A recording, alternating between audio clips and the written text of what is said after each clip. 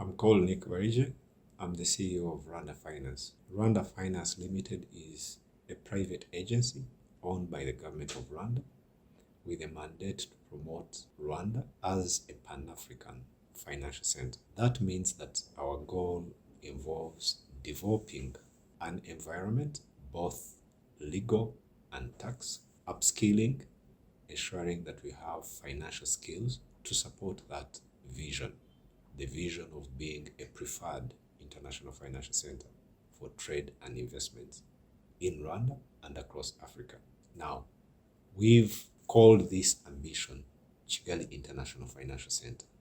That's for branding and visibility to promote our financial ecosystem as a conducive, safe, compliant jurisdiction for attracting both local, regional, and international investments in Rwanda and across the region. It's very important to ask, what are the concerns of both local and global investors?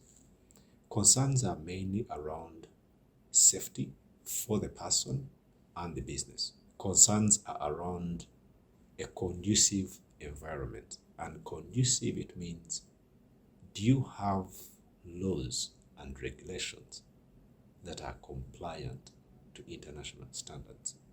Do you have a tax policy framework that is attractive to facilitate trade and investments? That's what we are creating in Rwanda, leveraging on other policy initiatives that the government of Rwanda has taken. And it's important to show that they are combined efforts. What do I mean by this? For example, today in Rwanda, we are talking about Kigali Innovation City. We are talking about investments into Rwanda Air, into a world-class international airport. We are talking about Rwanda being the safest place in Africa. We are talking about Rwanda as the destination for meeting and conferences. So really, Kigali International Financial Center and the work that we are doing at Rwanda Finance is to consolidate these different initiatives by ensuring that there is now availability of alternative capital, because on one hand there are opportunities. What is missing, the missing link, is availability of capital to finance, to monetize those opportunities.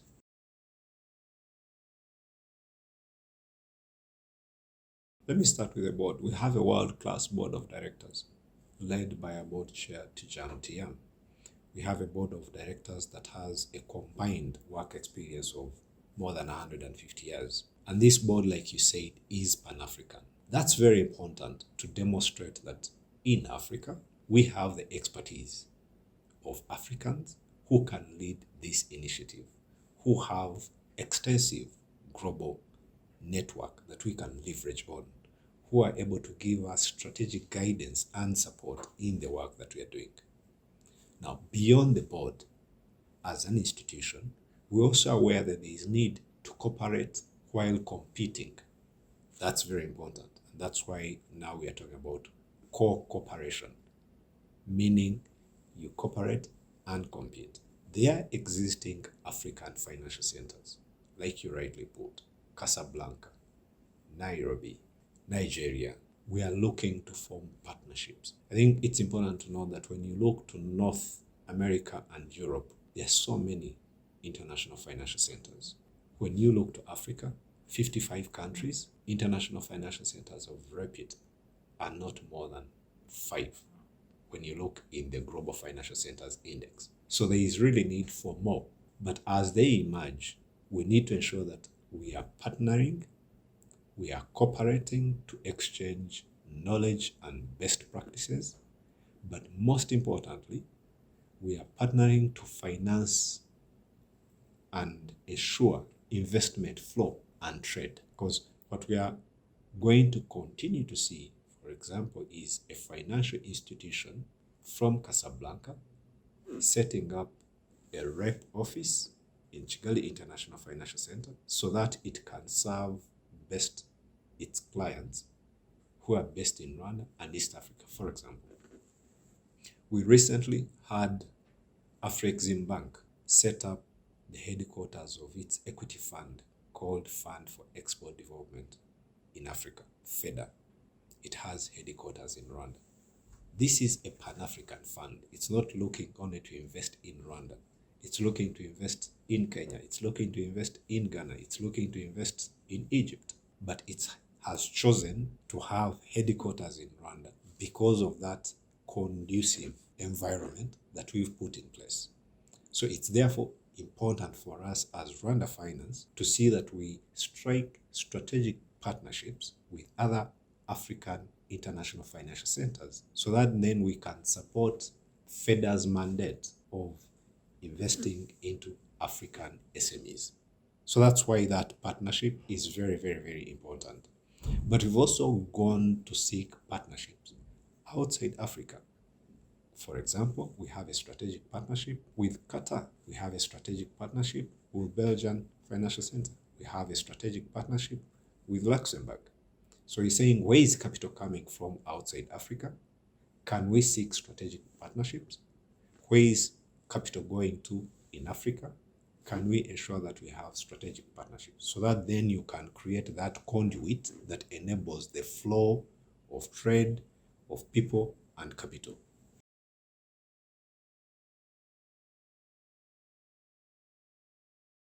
I would say what global circumstances have demonstrated is perceptions of risk are not limited to Africa. Risk is a global phenomenon. Risk is not limited to Africa. But in Africa, what are we doing to manage and mitigate that risk? In Rwanda, the path that we've chosen is to say, let's create a conducive business environment. That means let's have legal and tax policy framework that is compliant, that is transparent as per international standards.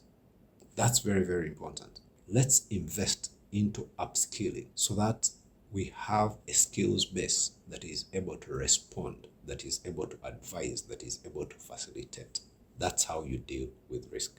Then demonstrate, get success stories. Use FEDA as an example. Use Virunga, where we've seen Qatar Investment Authority partnering with Rwanda Social Security Board, again, to set up another investment vehicle that has a Pan-African outlook.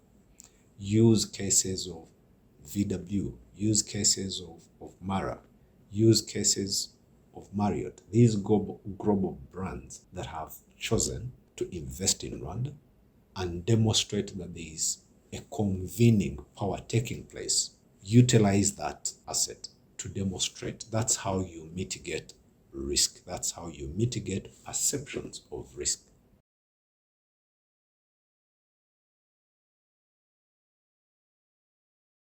I believe there is already political will, as seen in the implementation of the Africa Continental Free Trade Area. There is the realization that 16% intra-Africa trade is very small. 1% in terms of vaccine production in Africa is very small. Attraction of foreign direct investment of 3% compared to global stock is very small. That calls on us as African countries, as business leaders, to choose the path to put in place frameworks that promote and champion intra-Africa trade and investments. Opportunities are there. Last year, startups in Africa were able to attract more than 5 billion, and that is a record high.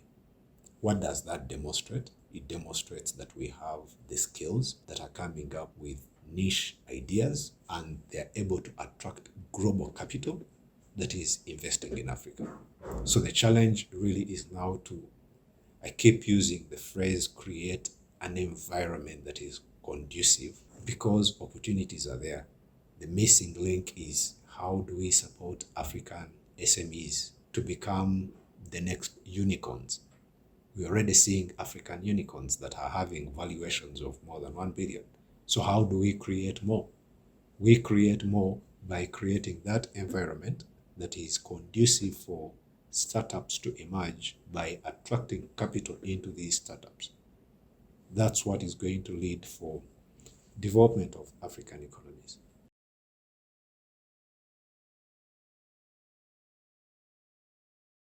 It's responding to need. Entrepreneurship is about identification of need and responding to that need.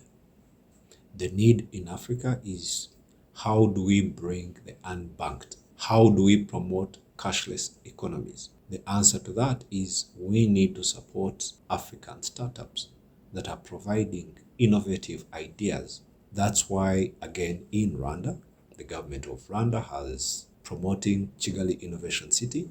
That's why the government of Rwanda itself has set up a fund, Rwanda Innovation Fund, that is investing into Rwandan and African fintech startups. That's why we announced, while in Dubai, an Africa-focused fund, because we are seeing, and like I mentioned, of the 5 billion that was invested in African fintechs, almost half of that was going to fintechs. So there is global appetite to invest in African fintechs.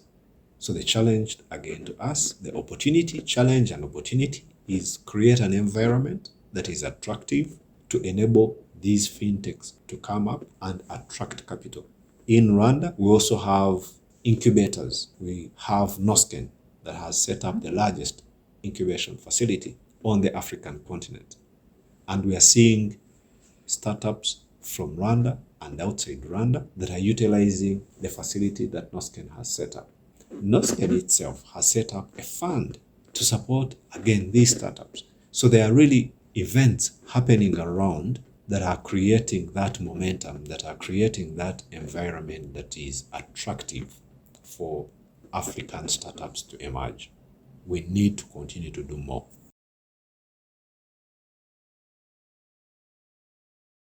In the short term, is create an environment that is compliant, that is transparent, because that's our value proposition. Create an environment that ensures Pan-African connectivity. Create an environment that ensures ease of doing business. Those are the 3 value propositions of Kigali International Financial Center: transparency and compliance to global international standards, Pan-African connectivity, ease of doing business. Once we have that, then we are going to continue to see more feeders choosing to domicile in Rwanda. We're going to see more Virunga Fund 1. We are going to see more Chansons. We are going to see more RH Bupelos that are choosing to cross-list from Johannesburg Stock Exchange to Rwanda Stock Exchange. We are going to see more Rwandan private sector actors that are going outside Rwanda to do investments and trade outside Rwanda. We are going to see more intra-Africa trade. We are going to see more alternative sources of capital being available for African startups. That's what our contribution is going to be for Rwanda and for the Africa. We're going to see more employment opportunities being created. We're going to see more investments into critical sectors such as health, education, agriculture, manufacturing, energy, and infrastructure. That's the contribution of Kigali International Financial Center, working with key stakeholders in Rwanda and strategic partners in Africa and in North America and in Europe, because we are aware that this is something that calls for collective effort.